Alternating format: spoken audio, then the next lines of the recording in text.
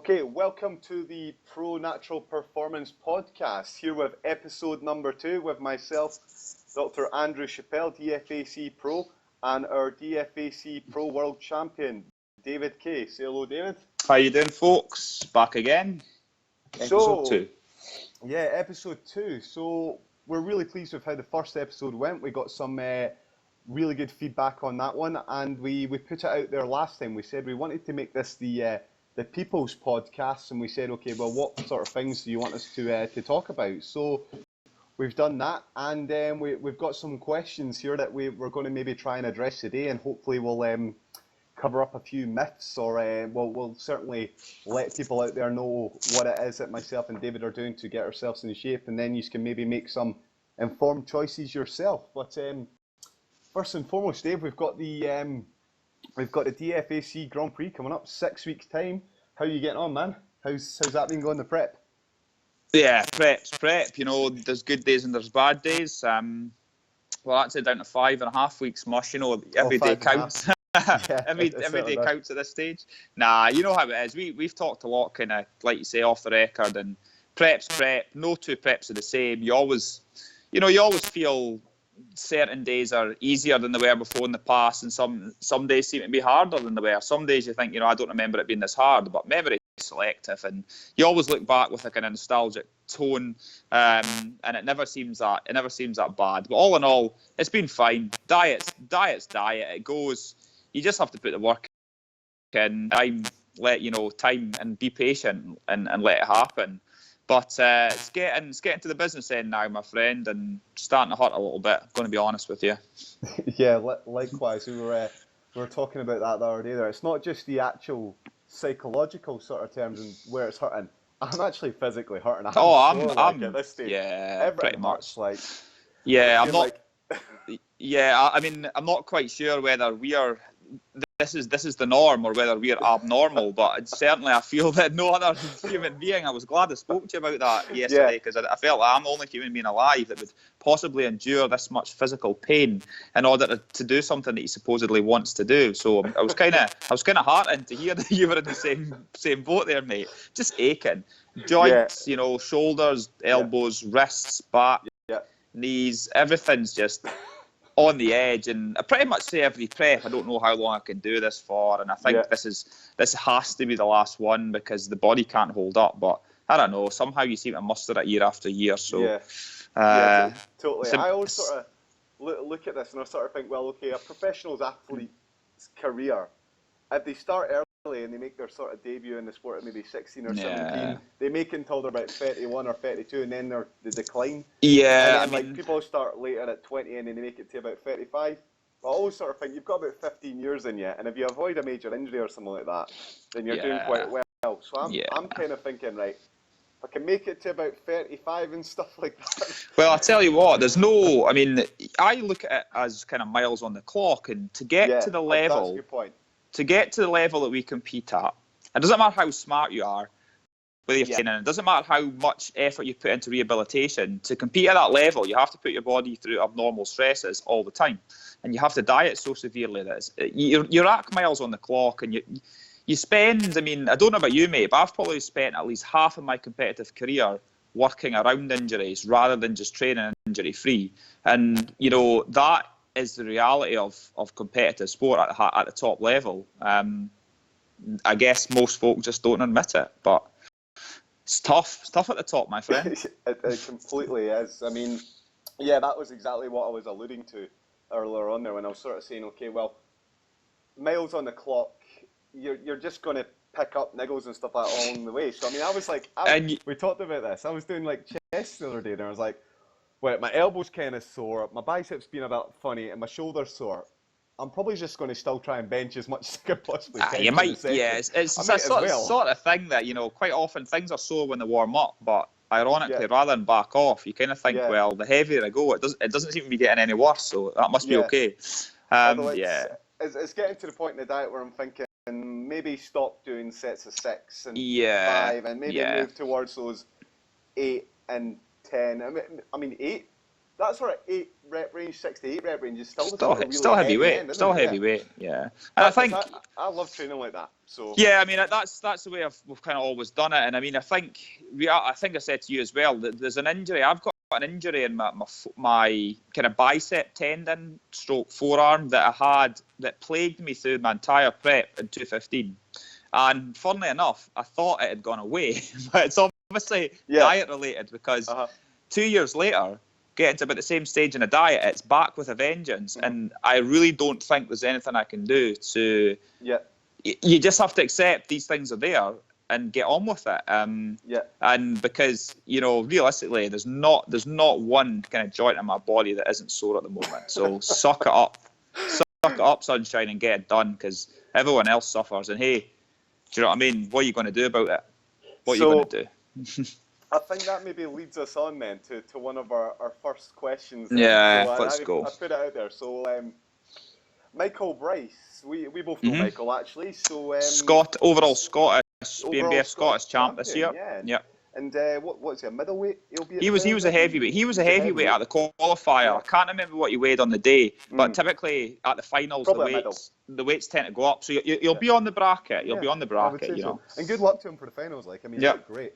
Aye, very good. He said to us, he said this. He said, I'd be interested to know how the pros approach off-season and then the on-season, if you like, in regards to training frequency, supplementation, and other recovery techniques like sports massage, stretching, etc. Now, there's a lot there going on, and we can unpackage all that. But I quite like to sort of look at this from the recovery aspect, given that we've been just talking about all our sort of soreness and stuff like this that we've just been talking about there. So, off-season to on-season, first and foremost, I guess, do you notice the difference in your recovery, David? And what do you think about that? Nah, I mean, not initially. Just say, for example, you start your diet at 16 weeks out or 18 weeks out, 20 weeks out, doesn't matter. I kind of find for the first maybe 6 to 8 weeks, in fact, probably about the first 50% of the diet, I don't notice a huge difference in terms of like recovery. And I don't think recovery kind of suffers at all. Certainly, once you get past 50% through your diet, I think there's quite a sharp slope. You normally notice it on things like legs. I find that on leg workouts, you seem to be just done in for days and days after that when you're on a diet. And it's unrecoverable in the sense that your diet, you're tightening the screws on your diet towards the end as well. So your recovery certainly isn't going to get any better whatsoever. And second to that, I don't think sometimes, do I pay more attention to kind of mobility work and massage on prep? Probably. But I'm not convinced it makes a huge amount of difference. I think the nature of the beast is that you're training very hard at a very low body fat level and things are going to hurt. So that's my view. I think that's all good points, Sir Dave. So, I mean, in terms of recovery off-season to the on-season, I mean, the most obvious difference between the two is, as you've pointed out, I mean, body fat. Yeah. So what you've got around the joints, I mean, if you know a little bit more about the joint, then there's a lot more cushioning there. So of course there is. Likelihood of getting an injury, it's not going to be as high. I mean, let's be honest with it. If you've got a bit of cushioning there around the joint when you're in the off-season, then you're not going to be as sore. I mean, certainly from doing the stuff that I've done with, like, strongman stuff, like lifting an Atlas stone up at the Body Academy the other week there. My elbow, I reckon, is sore just now because funnily enough, I mean, for an anecdotal story for the guys out there, I believe about 2 seconds before you lifted that stone, I says, Mushy, I wouldn't do that. Because you'll probably nick something and not realise it. And then, fast forward 12 weeks or so, you're like, what is that? What is that? It's probably that Atlas I lifted when I was doing it like that Dave said you shouldn't have when you with no warm-up, 120 kilo Atlas stone. But, I mean, to jump in there as well, I don't even, I mean, you talk about injuries as in the likelihood of injuries go higher when your body fat's lower, but if you take away even the thought of a kind of trauma, like an actual injury, it's just that it's the micro trauma that you incur every day by training. And, there's a huge difference. See when you're in contest shape, the first, I'd say, 10 pounds of body fat you put on makes a massive difference to how supported you feel when you lift. It's hugely.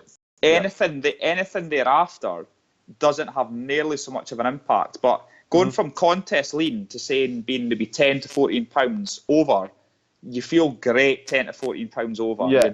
Your joints already feel pretty good. And I think, just the micro trauma day in, day out from training at a low body fat just stings. You know how it is. It takes months to recover from a show. By January, you're still complaining about the same injuries. So, completely. Actually, we can back that up. Actually, there's a nice case study that's been done on Natural Bodybuilder, and this one might be Rosso. I think it might be. I forget. And anyway, they took the 1 rep max of the guy. So it's like deadlift, squat, bench, maybe shoulder press as well.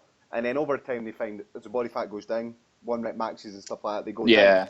And then they followed them post-show as well, and they'll do 20 weeks following it.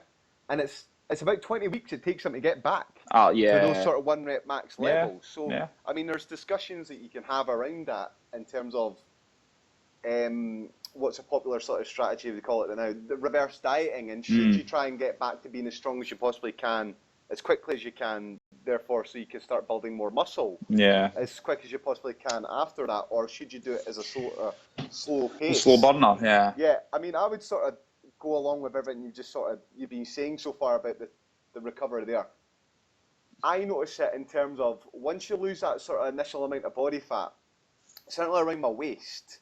I mean, I've had various injuries in terms of my lower back, and when I've got that weight on the bar and I do the squat or the deadlift, things are just not as stable as they otherwise I also, things get a little bit tighter and a bit sorer. I think as well, you're just at a leaner body fat. Existing injuries become more severe as well. Yeah.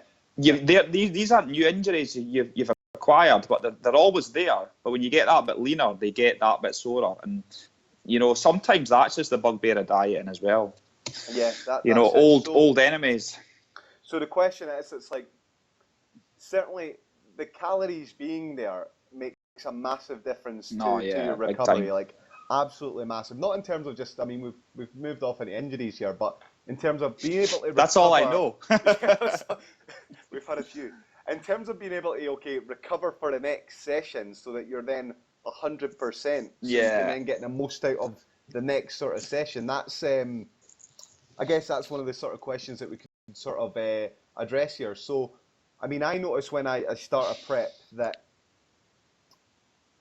doing set to set, I could maybe do 3 sets of 10 at a weight, and then I could do it probably quite quickly with, say, 2 or 3 minutes rest in between.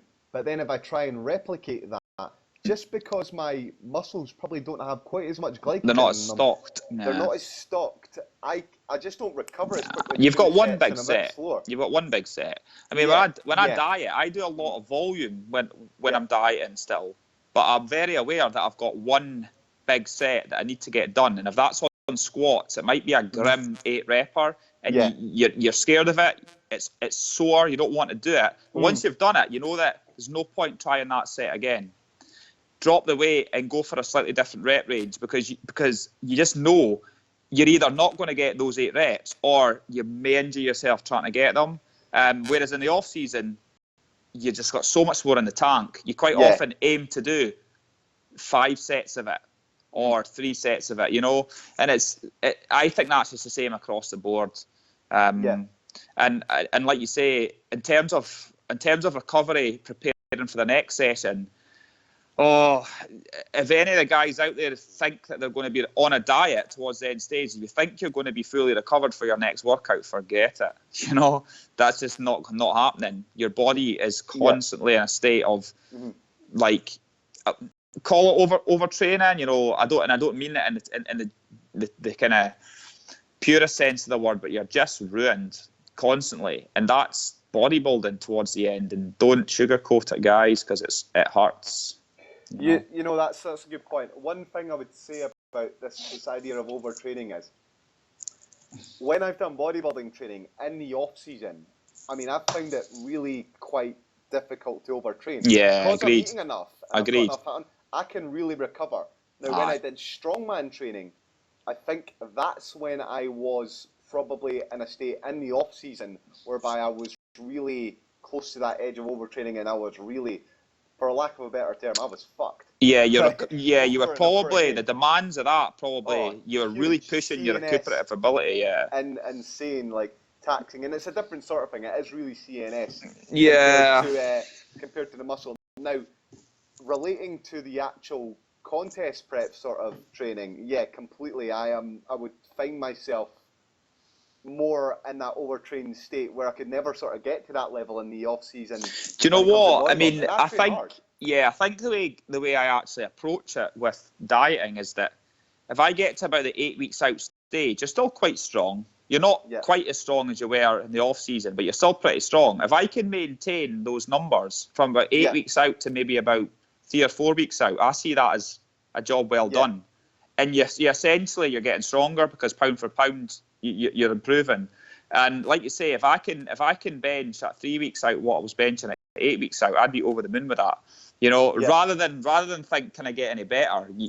It's just, can I maintain every week? Can I go in and replicate what I did the week before?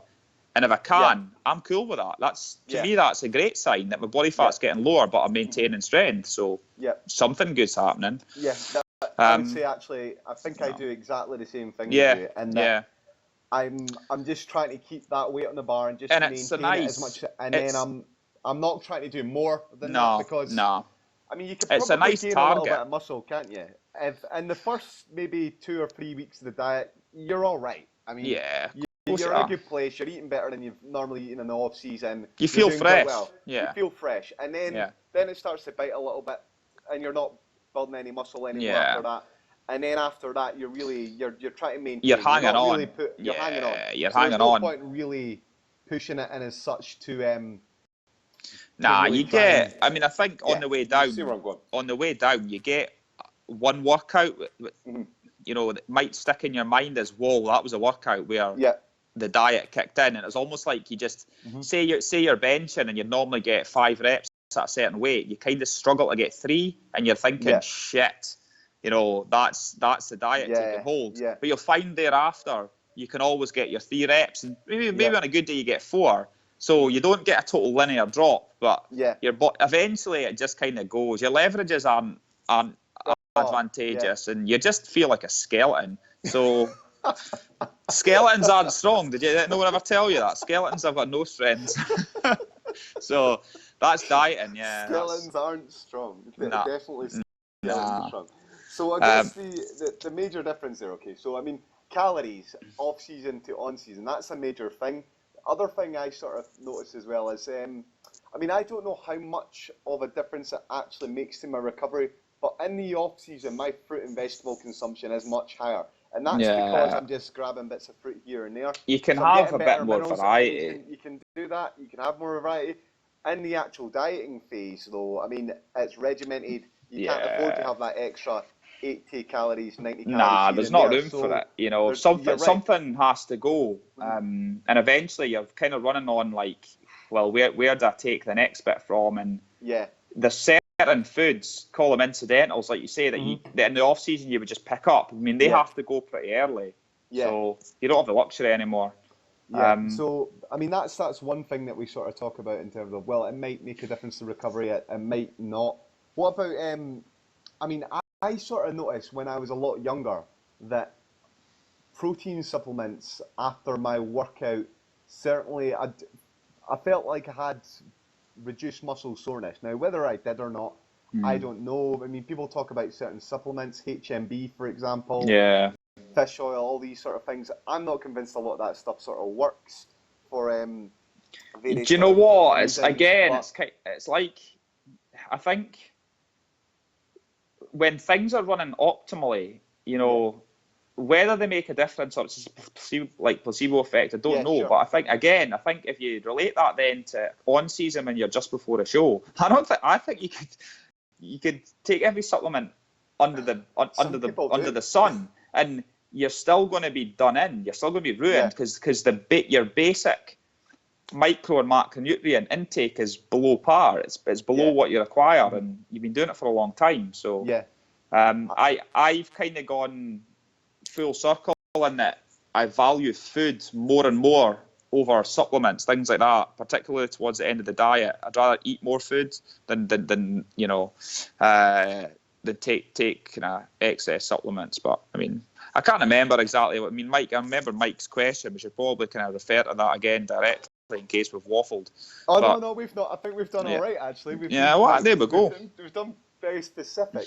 So, I mean, I would be with you in that respect. I'm not convinced that any particular supplement can make that much of a difference, of any difference at all. So people talk about anti-inflammatory foods, but if your diet's balanced and healthy, your face says it all. So I don't think I need to really. Mate, there's no anti-inflammatory foods that will repair the damage I'm going to do when I train legs tomorrow. Okay, guys, yeah. just to put that one in the bin, like. So the other things here is like in the off season as well. Do you know? I mean, in terms of training frequency and stuff like that, I don't know if I even actually do less sets and train less in the off season than I do in the actual season. Now I think about it. Possibly. I'd be tempted, like a leg workout in the off season for me. I might do like 5 sets of squats or something like that. Do some leg press and then think I'll do some stiff leg deadlift and that'll do. But I might be lifting, say, I mean, the weight's going to be a lot heavier. Yeah. You've got a work component there. Yeah. But then when I'm training the actual muscle again in the on-season, you're doing a variety of more exercises, you're throwing in more stuff, you're doing more sets. So, I mean, is that affecting recovery? I mean, that's it will be, yeah. I mean, it will be, but I pretty much do the same in terms of volume. I pretty much do the same type of workouts off-season and on-season, so it's quite simple. I keep it simple for me in that respect. But I would probably say in the off season you're more likely to say, "Hey, I did some good squats today," and there might be a couple of exercises at the end of the session that you would do pre-contest that you don't do off season, because pre-contest you're just a bit more switched on. You're a bit more like, I don't want to leave anything in the tank, and ultimately some of them are just calorie burning exercises. You're like, why do that? Well, why not? When you get to like the final 6 weeks of a diet, you're pretty much doing everything in your power to keep that fat loss ticking along, and that's inevitably going to manifest itself in increased expenditure, maybe a few more sets, training volume.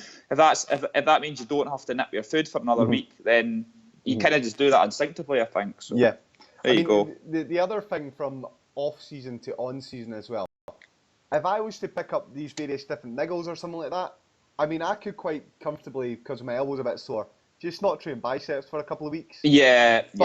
In the actual training phase, I mean, you're not going to not train your biceps.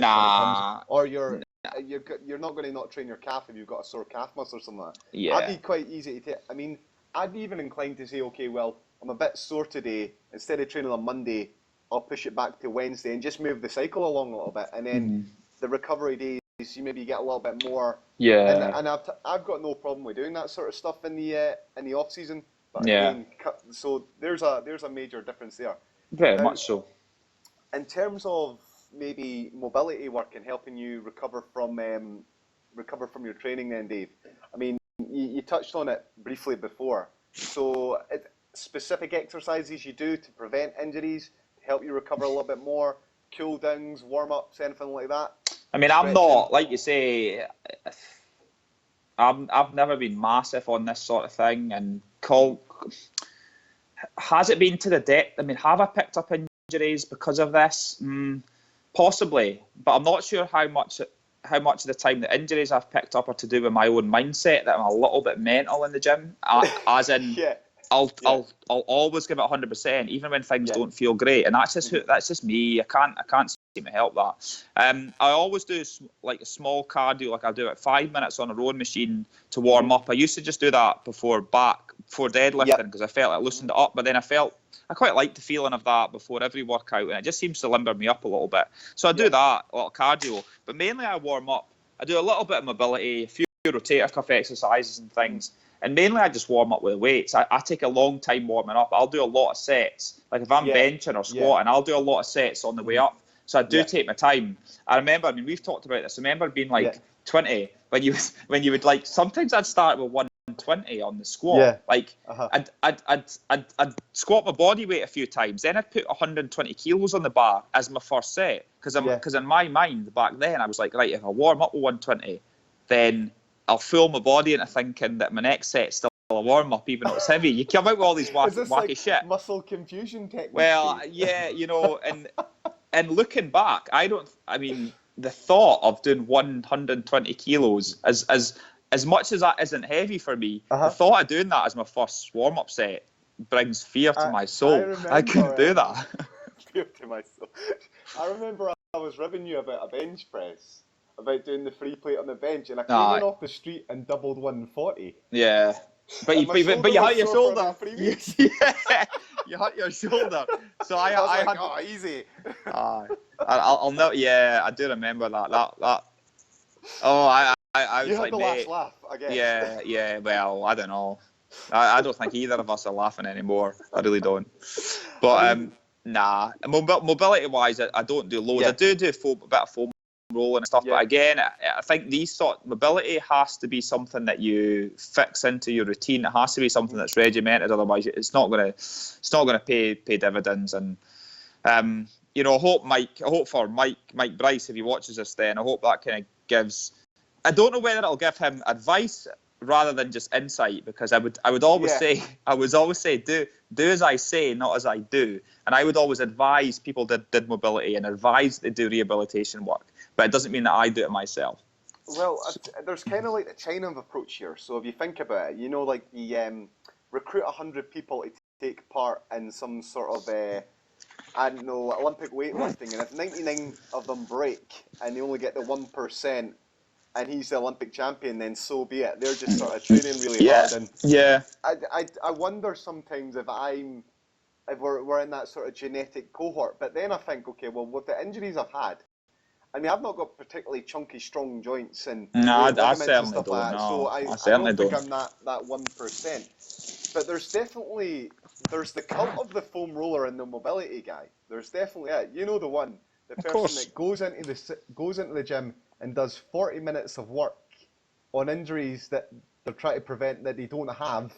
Yeah. So that, and then they go into their session and then they don't actually do any actual working out. The irony is that that's the other extreme. They do preventative work to keep at bay injuries that they fear they might acquire, but they don't actually train hard enough to acquire the injuries. Whereas it's ironic that guys like me and you train much harder but put less into the mobility. And I suppose there's a sweet spot in the middle where a blend of both is great. But a quote that somebody once said to me was that no one ever seeks treatment until they're in pain.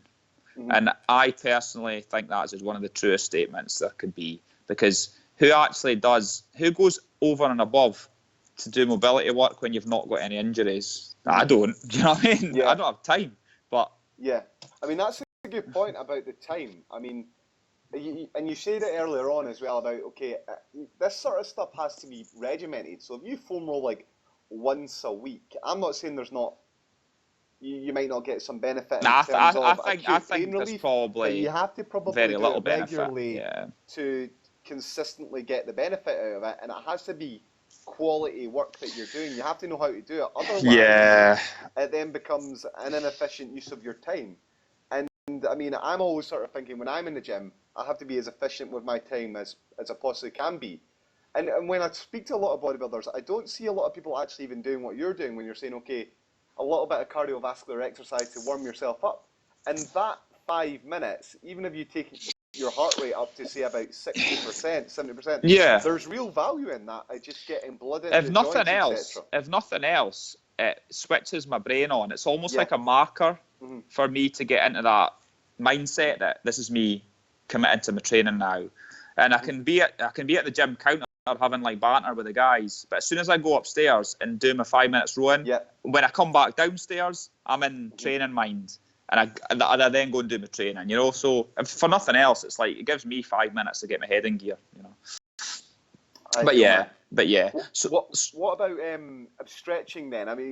Flexibility, a little bit, but nah. I've got a small kind of like mobility stretching sort of routine I go through when I do legs and back, things like that. Again, it's like if I don't know how much difference it makes.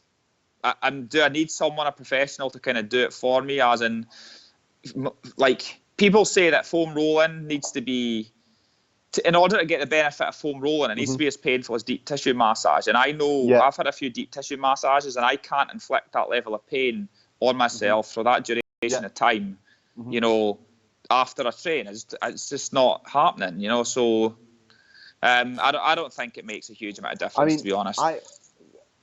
In terms of just on that point of the foam rolling, I mean, I'm sure there are some people probably listening to that there, masseurs wincing, saying that deep tissue massage shouldn't be painful or not painful. But then I'm not an expert in that area, so I mean, I wouldn't know. Maybe you only need to get a certain amount. It depends how painful your body is, you know. I mean, we had a guy who came to our gym, a chap called Donnie Thompson, who's a fantastic big Donnie Thompson, competing against like Andy Bolton and stuff like that. In that category of guys that are like £2,000 total plus. Yeah, it's like squatting over 500 kilos and stuff. Insane lifter.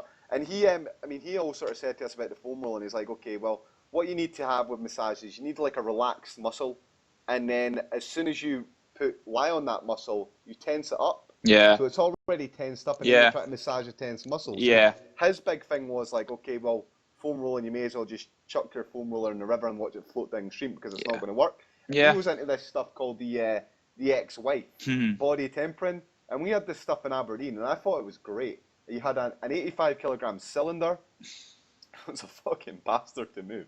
I tell you, you have to get somebody to put on you. And you rolled the thing across your back, or you rolled it across your legs, or your various other limbs, and it fucking crushed you. Just till you were flat, Stanley, You were flat. Just you wrecked. Did it 3 times in a row. I'm sure there was some amount of manipulation going on there as well, just because you've got this weight pressing over you. Like pounds per square inch, it must, who knows, it must have been pretty insane. But his big thing was, okay, the first time you roll it over yourself, because you didn't lie on it, someone rolled it over you, so that you didn't get that sort of issue with the pressing down. Yeah. Anyway, so the first time you got some resistance, the second time he said things were smoothing over a little bit. By the third time, he says your muscles were just like butter. So any sort of resistance or knots or anything like that was there, they were gone. And I found that stuff extremely effective. I mean, other people maybe not so much, but in terms of foam rolling, I don't really do a lot myself. I mean, I think, see if you've got a sore bit, I think there's definitely some sort of, for me anyway, an acute effect of it, so I get some pain relief then and there. Yeah, then. It's coming back, and of course I'm not convinced. In terms of actual stretching, again, because of the various injuries I've had, I mean, I've spent thousands on physios doing stretching religiously. Well, this is the thing. This is the thing. I've spent a lot of money on kind of professional rehab in the past, and I've never met anyone or seen anyone that has actually really helped me, because I kind of feel that I've met one physio through in Edinburgh who was recommended to me, and he's the only guy I've ever seen who has actually made a positive impact on my body, and he spoke to me as an athlete and realised that I wasn't going to stop training, I wasn't going to stop abusing my body. He was like, I know you're going to do this alongside what you do, and it really came down to me just making conscious decisions myself. But yeah, I mean, it's the nature of the beast out there. I mean, the training that we do, you're not, I mean, I don't want to sound like a broken record, but the only way my injuries, the only way my back just now is going to feel any better is if I stop training for a while. Simple as that. It doesn't matter how much rehab I do. If I'm going in the gym squatting heavy tomorrow, my back's not getting a rest. And that's the point I get, that no amount of foam rolling I do will fix this short term. It's patching you up for the next one. Yeah, I mean, I think that's a good point as well. In terms of, because to get to that certain level, you obviously have to train at a sort of certain level as well. Now, stretching for myself, as I was saying, I did a lot of different stretches, and it was making things worse. It was no it can do, I was stretching one place, somewhere else would be sore and so on. I stopped stretching and all my pain went away. You went away, yeah. It's a common story. Nah, you know what? I'd vouch for that. I really would. I learned that early when I used to sprint that stretching, particularly before you train, was a terrible idea. It actually can accelerate muscle damage. And you know, just generally, I found that the best training spell I ever had, to be honest, was probably between November 2015, last time I competed, and probably like the summer of 2016, and I did no mobility work whatsoever. Like I actually just trained, and as soon as I started getting into mobility work, I was picking up injuries. So I was like, is it just coincidental? I assumed it had to be, but I don't know. But I think, I agree with you there, man. You can certainly overstretch. I would say, actually, just for anyone listening to this, if you're doing mobility work just now and you're stretching and you're having your rest days and all that sort of stuff, and you're not injured and you're doing great and everything like that, then keep doing it. Yeah, okay? Absolutely. I would say keep if doing it ain't all broke, that don't stuff. fix it. If it ain't broke, don't fix it. So, but from my experience of training, etc., and obviously your experience of training, what I'm sort of getting from piecing all this together is, okay, neither of us do anything specific in terms of stretching. None of us do a lot of stuff in terms of mobility work, apart from maybe the bare sort of minimum sort of stuff as well. In terms of money that I've spent on getting professional rehab and stuff like that, I think there's some value in sports massage. I do rate that. I would agree with that. Yeah. I do spend money on that. But yeah, so warming up as well. I think I do a little bit of warming up in terms of a lot about cardio sometimes. I should do more of it, and I think it helps me prepare my body for exercise a little bit better as well. Much more so than any amount of stretching does or mobility stuff does anyway, I think. And in terms of specific exercises, I mean, sometimes rotator cuff exercises, I've done them a little bit in the past, and I think they're okay. They're all right if you do them well and you do them slowly. You really isolate the joint, and then cables are probably a good way to do it. They're the sort of things I would maybe say about that. So I referred to this earlier on, the cult of the foam roller and the mobility person and everything like that. If you go on certain websites, there's a real sort of idea and push that you should definitely be doing these things. And I guess what you can take from all of this is that you don't necessarily need to have built into your workouts and your routines days and days worth of prehabilitation, recovery days sort of set in there. Because, I mean, for all the will in the world, as much as I would love to be a professional athlete full time, I just simply don't have the time to invest in that. And any time that is taken away from my time in the gym is time where I'm not potentially making the gains that I might not be making. Now, that's not to say that I train like an idiot. I mean, we're talking about pain and stuff like this and everything like that so long. So if my lower back's a little bit sore, then you can be clever and you can train around things. So and you do that. I might do a seated exercise instead of a standing exercise because that makes sense. If something's that bad that my elbow's hurting that much or something like that, then I can easily do an alternative to, say, something like a skull crusher, which is a classic for hurting the sort of elbows. And in the off-season, we can afford to take more breaks than we can in the on-season is the other thing. Do you have anything to add to that, Dave, actually? No, I mean, I think we've gone way over and above what anyone needed to hear there, to be honest, but I think it's just our experiences, and I think, to cut it short, Mike, and for everyone listening there, off-season to on-season, for me, no different. Not a big reliance on supplements, not a big reliance on mobility work. Just train hard and train heavy, because essentially put your beans, so to speak, into kind of like building the physique. The rest, well, call me maverick, but to me the rest is just loose change. Simple as that. Now that's an interesting one. Not the icing on the cake, the loose change.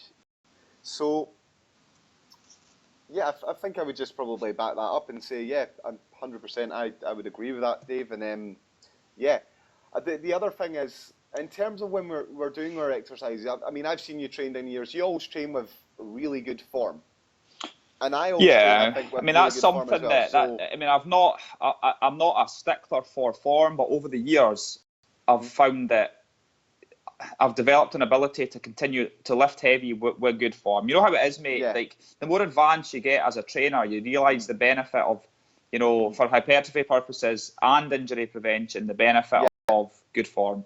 But it takes you to be quite an advanced trainer to be able to train hard and heavy with good form. Because when beginners try and use good form, they're just training too light. You need to go through your formative years training a bit shit. You know, you need to do a few shitty deadlifts before you develop that, you know, that actual ability to lift heavy with good form. But can you get good form? Not on a max, you can't. Nah. When it comes to multiple sets and reps and really pushing yourself without having failed a few squats?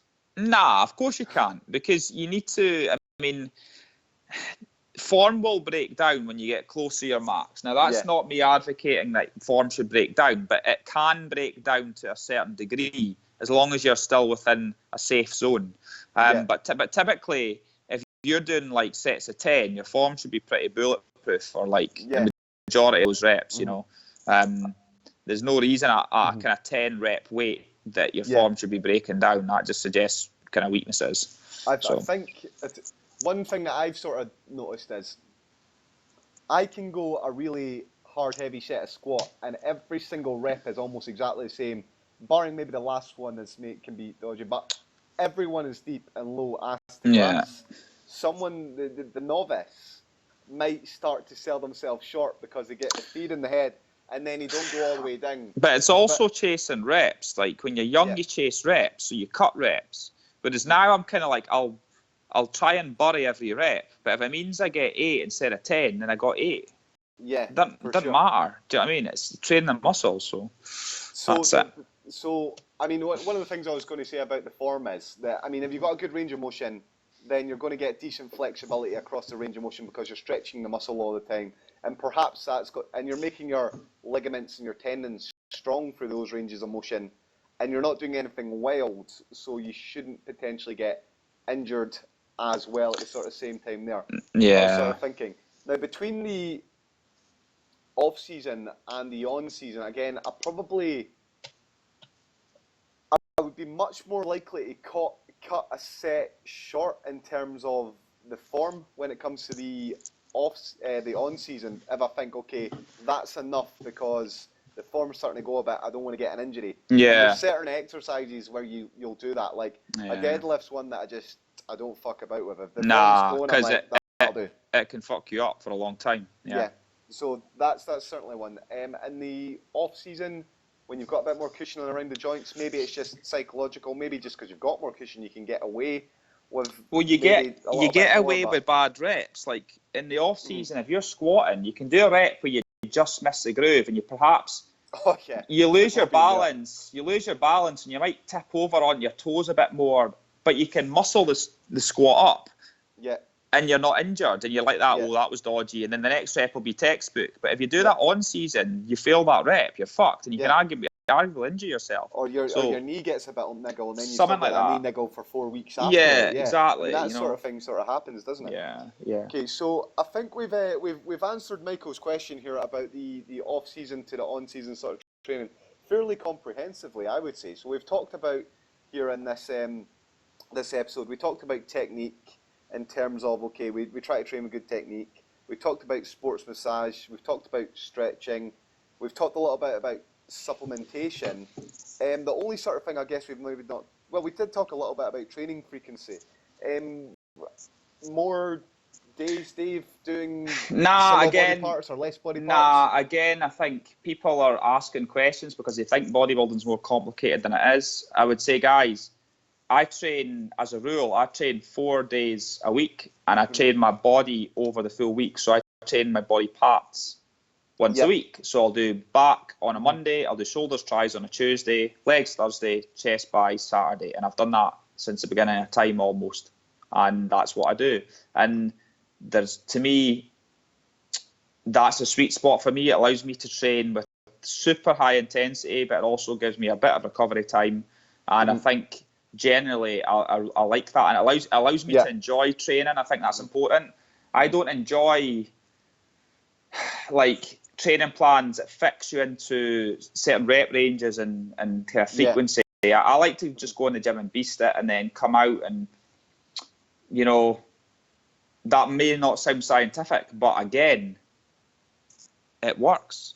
And I'll always do what I feel works for me, not what some, do you know what I mean? Some guy who doesn't even lift tries to say is beneficial. Forget it, guys. Do what works. Look at the top guys, and just do what you enjoy, because what you enjoy, you'll work hard at, and what you work hard at will reap rewards. And it's the same with, I guess it's the same with diet. I mean, I have my views on dieting, but ultimately, diet's about adherence, and if someone's going to adhere to a diet, they're going to get decent results. So that's the diet they should do. But that's a different story. Yeah, completely. I mean, in terms of like, okay, if you do biceps on Monday, if you don't have to train your biceps again until the next week, and you've got a bit of a sore elbow or something like that, then you've got more recovery time for that bicep, if you like. Likewise, if you're training legs, and you've got to do sets of legs on Monday, versus and then you've got to do them again on Thursday, even though you're doing less volume in that one session, because you adjust the volume obviously so that you can do the higher frequency, you're still not getting in as much recovery as you would be if you're doing multiple sessions per week compared to if you're doing that sort of one single body part training per week. Now, I've done, because of the sort of strongman style training, full body workouts multiple times per week. And I mean, even though you only maybe do a squat on one of those days and you're doing a front squat the next day and it's maybe, I don't know, a leg press the next day, you don't recover quite as well, I found anyway, from my perspective, doing that sort of single body part style training once a week. You just don't recover from it. Yeah. And I feel like I can't hit that body part as intensely doing it twice per week as I would do it doing once per week, because it's going to take its toll. Now, we're slightly moving on to a different sort of topic there, but I think we'll maybe just sort of wrap it up there and sort of say that about the training frequency is probably not really that different from the off-season to the on-season. No. I might potentially do what I would maybe perceive as a weak body part, maybe a little bit more higher frequency, but I would just throw it in as like a touch-up training. Yeah, of course. Idea. Yeah. So and that just means 3 sets of some one individual. Yeah, just to increase demand on a body part. Yeah, that's all you're doing. Nothing complicated. And then again, I might maybe do 5 days instead of 4 days when it comes to the on-season training as well.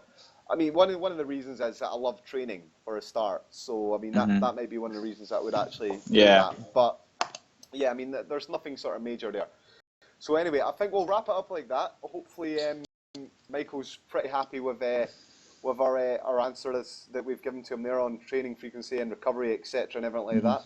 And I just sort of put it out there again. So for anyone who's interested in the podcast, if you've got any questions or anything like that, then put them to myself and David, and we can discuss them, and then we can give you our insights, and perhaps you can learn from some of our experience. So, is there anything else, Dave, you want to say before we wrap things up? Nah, I mean, ultimately, just we've talked a lot. I mean, we've got a habit of rambling on there and kind of getting a bit off track, talking a bit more about ourselves rather than our own experiences, rather than just what we think. But I mean, I can't really say any more than what I've said already. I think training at a top level and competing in competitive bodybuilding is tough on your body. It's going to hurt. I don't think there's an easy way of doing it, and I don't think there's any way you're going to get to your potential without having a bit of backlash. I don't, no one's coming out of a competitive season feeling like their body's fresh. It's not happening. Okay, and there's nothing wrong with that. That's the sport. Okay, so I think on that note, we'll call it that. So this has been the ProNatural Performance Podcast. Signing out. Thanks everybody for listening, and we look forward to hearing your feedback and your comments. All right, guys. Train cheers. Hard, train smart. Cheers.